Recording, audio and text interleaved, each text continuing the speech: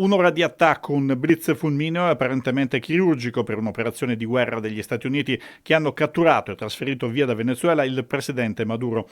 Una vicenda che accende al contempo apprensione e speranze per le sorti di Alberto Trentini, il cooperante del Lido di Venezia detenuto in Venezuela dal novembre dello scorso anno.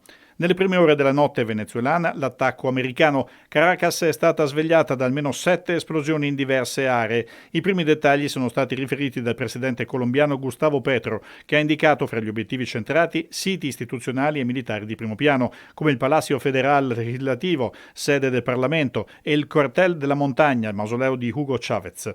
La difesa venezuelana aveva attivato anche il piano di difesa del palazzo presidenziale di Miraflores, mentre sui social e nei media si diffondevano notizie di presunte forze speciali statunitensi presenti sul terreno.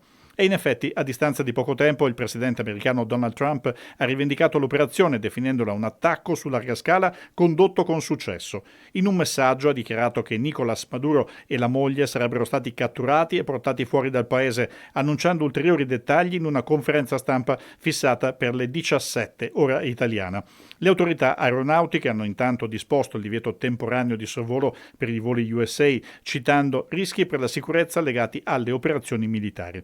Da parte italiana, l'ambasciatore a Caracas ha assicurato che la situazione di Alberto Trentini è seguita con la massima attenzione, confermando contatti costanti e l'impegno a verificare ogni possibile sviluppo che possa portare a una soluzione positiva nei contatti continui con la Farnesina e il ministro Tajani.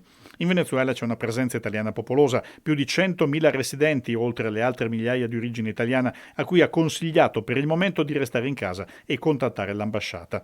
Dura poi la reazione internazionale. Mosca, in particolare, ha condannato l'azione come un'aggressione armata contro il Venezuela, esprimendo profonda preoccupazione.